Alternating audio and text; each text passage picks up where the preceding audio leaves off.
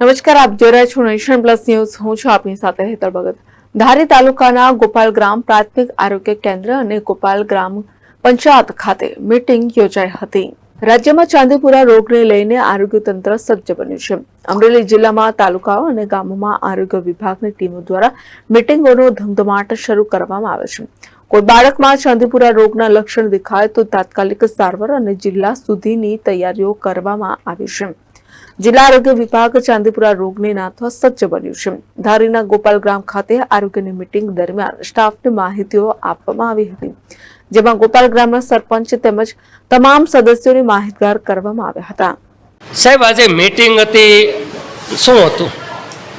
હા, આજે પ્રાથમિક આરોગ્ય કેન્દ્ર ગોપાલ ગ્રામ ખાતે તમામ સ્ટાફ કર્મચારીની આજે રિવ્યૂ મીટિંગ લેવામાં આવી, જેમાં વિવિધ રોગો હાલ આપણે ગુજરાતમાં ચાંદીપુરમ રોગ જે છે ચાલી રહ્યો તો એના વિશે તમામ કર્મચારીને માહિતગાર કરી અને પ્રાથમિક આરોગ્ય કેન્દ્ર તળેના તમામ ગામોમાં આ જે ચાંદીપુરમ રોગ વિશે જે માહિતી તમામ કર્મચારી આપે અને આ રોગને ફેલાતો અટકાવે એ માટેના તમામ રિવ્યૂ તથા તમામ પ્રોગ્રામ વિશે તમામ કર્મચારીનું રિવ્યૂ લેવામાં આવેલ અને ચાંદીપુરમ રોગ જો કોઈ એવું હાઈ ગ્રેડ ફીવર સાથે કોઈ જોવા મળે તો તાત્કાલિક એને પેરાસિટામોલ સિરપ ટેબ્લેટ આપવાની અને જો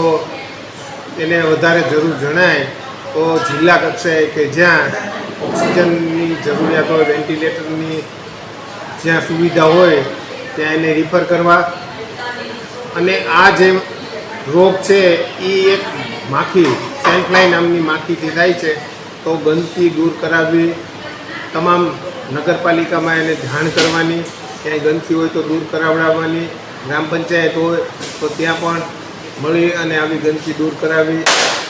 આ માખી જે કાચા મકાન હોય અને જે તિરાડ ભેજવાળી જગ્યા, અંધારી જગ્યાએ આ માખીનો ઉપદ્રવ જોવા મળે તો જો આવું કંઈ જોવા મળે તો આપણે એને તકેદારીના ભાગરૂપે આ બાળકોને આ રોગ 14 વર્ષથી નીચેના બાળકોમાં વધારે જોવા મળે છે તો એમને તકેદારીના ભાગરૂપે આ બધું સમજાવવું.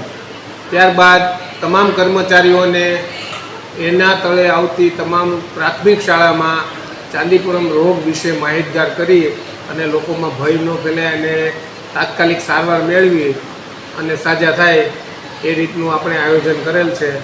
અને જ્યાં જો કદાચ આવો રોગચાળો જોવા મળે તો મેલિથેન નામનો સ્પ્રે કરવાનો છે, ડસ્ટિંગ, તો એ પણ માહિતગાર કરેલ. આવી રીતે આ રોગ વિશે તમામ કર્મચારીને માહિતગાર કરી અને તમામ ગામોમાં આશા સુધી અને છેવાડાના માનવી સુધી આ માહિતી પહોંચે એવું અમે મીટિંગમાં રિવ્યૂ લેવામાં આવે. સાહેબ, આ મીટિંગની અંદર કયા પ્રકારનું, કેટલી ટીમો કાર્યરત છે અને કયા પ્રકારનું આયોજન કરવામાં આવ્યું છે તેની વિશે છે? પ્રાથમિક આરોગ્ય કેન્દ્રના તમામ MPHW ભાઈઓ, FHW બહેનો અને CHO આ મિટિંગમાં હાજર હતા. એના સબ સેન્ટરના જે આયુષ્માન આરોગ્ય મંદિર તળે આવતા તમામ ગામોમાં આ ટીમો જે કર્મચારી છે એ કામ કરશે અને લોકોને આના વિશે માહિતગાર કરશે, આ રોગ વિશે માહિતગાર કરશે. સાહેબ, અત્યારે ચોમાસું છે તો લોકોને કયા પ્રકારની કાળજી લેવી? ચોમાસા દરમિયાન અત્યારે મચ્છરજન્ય રોગો જેવા કે મેલેરિયા, ચિકનગુનિયા, ડેન્ગ્યુ આ વધારે પ્રમાણમાં જોવા મળે છે. તો તમામ આ કર્મચારીઓ અમારા આરોગ્યના ઘેર ઘેર જઈ અને તમામ પાત્રોનું ચેક કરે છે અને એને ખુલ્લા ટાંક્યું તો એને પેક કરાવવા તથા ડબલા ડુબલી કાચી ટાયર કે જેમાં પાણી, વરસાદી પાણી ભરાઈ ન રહે એ માટે એને ઊંધા વાળવા અને એનો નાશ કરવો, આ તમામ વિશે માહિતગાર કરે અને આ કામગીરી આરોગ્ય સ્ટાફ દ્વારા કરવામાં આવે છે. આ કામગીરી જો સારી રીતે આપણે કરીએ તો આ વાહકજન્ય રોગો, આ ચાંદીપુરમ છે, મેલેરિયા, ચિકનગુનિયા, ડેન્ગ્યુ જેવા રોગો સામે આપણે રક્ષણ મેળવી શકીએ. Mehul Trivedi, nation plus news, Aravalli.